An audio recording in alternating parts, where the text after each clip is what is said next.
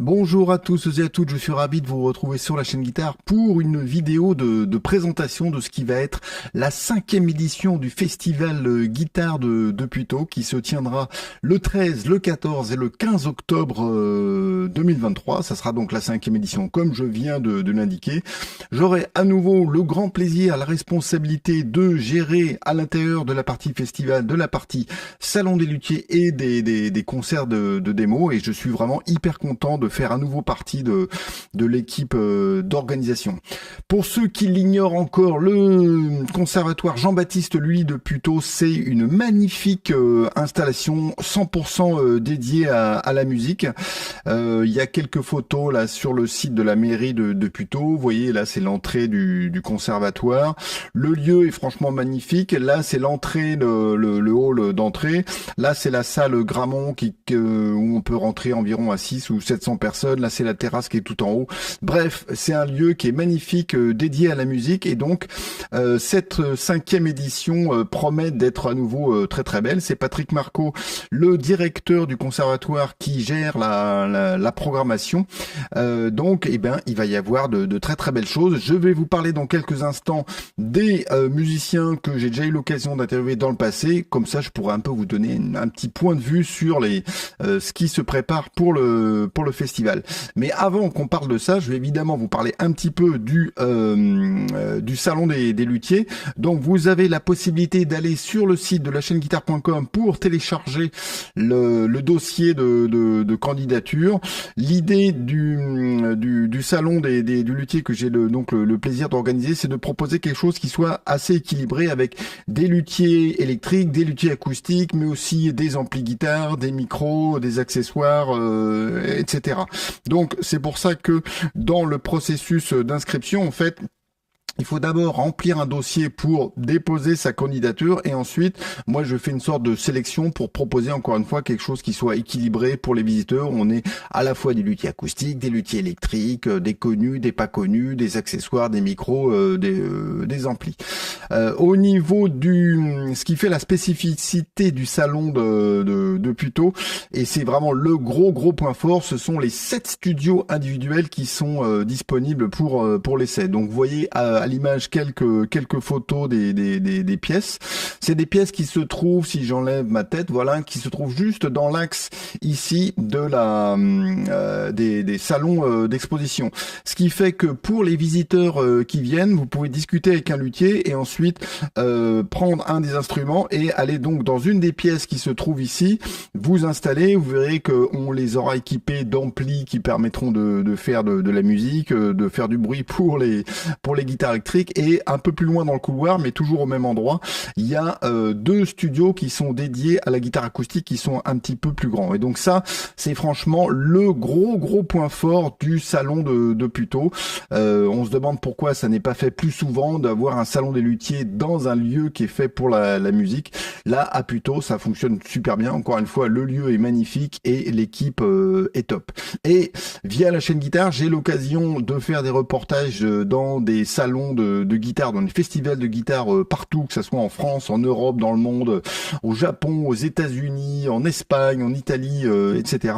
Et honnêtement, j'ai jamais vu des capacités d'essai aussi riches que ça.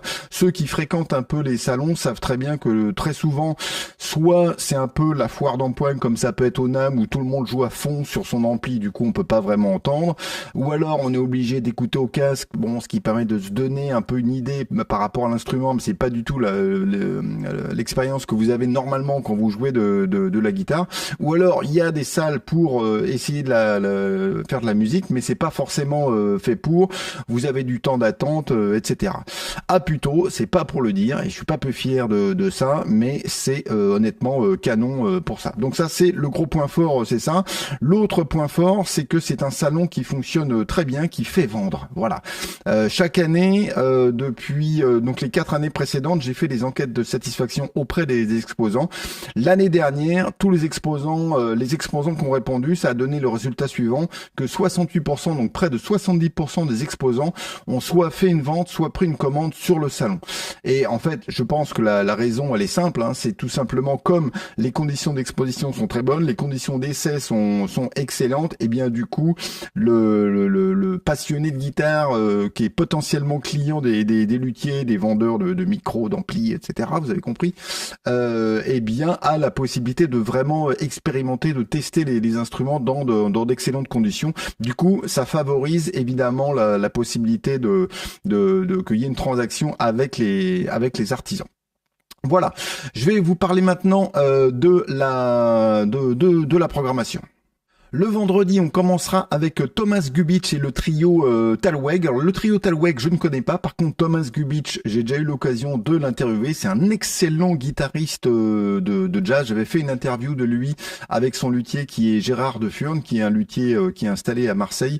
Et c'est excellent. Voilà, il a son vocabulaire, il a un univers à lui. C'est un musicien qui est d'origine argentine, qui joue sur une guitare de type hardstop. Donc ça va être excellent. Le concert du vendredi soir, ça sera Electric Ladyland, un groupe 100% féminin qui est mené par la pétillante Nina Attal, qui est une chanteuse, guitariste, une guitariste chanteuse, en tout cas qui est aussi bonne à la guitare qu'elle est au chant.